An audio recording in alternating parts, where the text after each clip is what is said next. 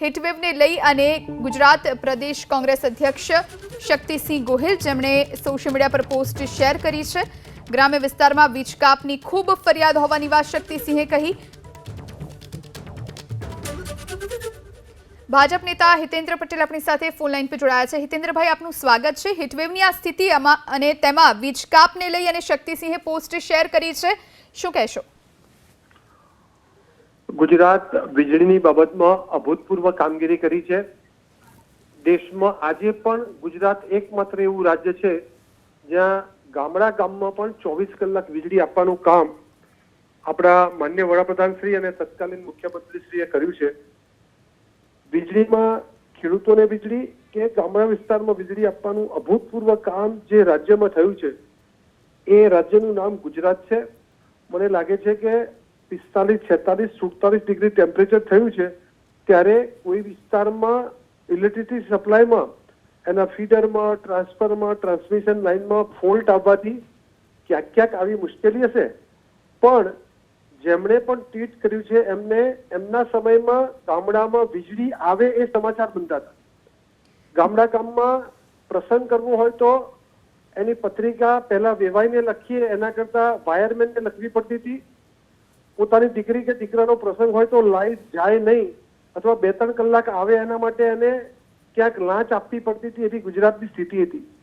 ઘરડા મા બાપને દવાખાને લઈ જવા હોય અથવા એને બીમાર પંખાની જરૂર હોય તો એને શહેરમાં સગાવાલાને ત્યાં મોકલી દેવા પડે એવી સ્થિતિ ગુજરાતની વીજળીની હતી। આજે ગુજરાતે વીજળીના ક્ષેત્રમાં 7000 મેગાવોટ ઉત્પન્ન કરતા હિતેન્દ્રભાઈ, આપણી સાથે ફોન લાઈન પર કોંગ્રેસ પ્રવક્તા મનીષભાઈ દોશી જોડાય છે। મનીષભાઈ, આપનું પણ સ્વાગત છે। હિતેન્દ્રભાઈ જેમ કહી રહ્યા છે એમ પહેલા તો એવું હતું કે જ્યારે ઘરે પ્રસંગ હોય તો કંકોત્રી પહેલા વાયરમેનને લખવામાં આવતી હતી કે ભાઈ પ્રસંગ સાચવી લેજો, અને અત્યારની પરિસ્થિતિ જુદી હોવાની વાત હિતેન્દ્રભાઈ કહી રહ્યા છે।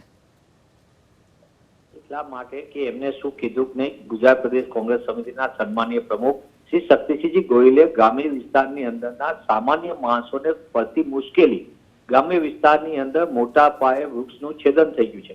ભાજપાના શાસનની અંદર ખનીજ ચોરી અને વૃક્ષો કાપવાના એક મળતિયાઓનો મોટો માલેતુજાર ધંધો બની ગયો છે। એવા સંજોગોની અંદર વીજ કાપના કારણે ગ્રામ્ય વિસ્તારના લોકોની અનેક ફરિયાદ મળવાના કારણે સન્માનીય પ્રદેશ અધ્યક્ષ શક્તિસિંહ ગોહિલે આ વાત લોકોની જનતા સુધી વાત સરકાર સુધી પહોંચાડ કર્યો છે।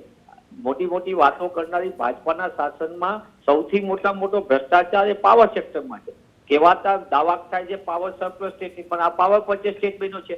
સરકારી વીજ કંપનીઓનું ઉત્પાદન ઘટાડી દેવું અને ખાનગી વીજ કંપનીઓને માલેતુજાર મળતિયાઓને કરોડો રૂપિયાની વીજ ખરીદીના નામે કરોડો રૂપિયાનો ભ્રષ્ટાચાર કરવો એ ભાજપની ઓળખ બની છે। આવા સંજોગોની અંદર પારાવાર હીટવેવ છે, આ કુદરતી આપદાનો સમય છે, હીટવેવ છે।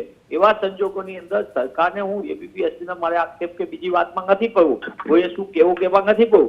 મારે તો એટલું જ કેવું છે કે સરકાર આ દિશામાં વિચારે। અત્યારે બપોરના સમયની અંદર સંપૂર્ણપણે કોઈ પણ જગ્યાએ ધંધા રોજગારમાં પણ વીજળીની ઓછી છે, પણ બીજી સામે ઘર વપરાશની વીજળીમાં અત્યારે ડિમાન્ડ રહેવાની, કારણ કે હીટવેવ છે। એવા સંજોગોની અંદર લોકો પોતાની ઘરમાં પણ સલામતીથી રહી શકે અને ઓછામાં ઓછી તકલીફ પડે તે દિશામાં સરકાર જો વ્યવસ્થા કરે, ગ્રામ્ય વિસ્તારમાં કાપ આપીને કોઈને આનંદ આપવા માટેના કામો કરવાનું બંધ કરે સરકાર, ઉદ્યોગોને સમયનો અભાવ છે મનીષભાઈ, બચાવવા માટે કામ કરે એ અગત્યનું છે। આભાર મનીષભાઈ અને હિતેન્દ્રભાઈ અમારી સાથે જોડાવા માટે।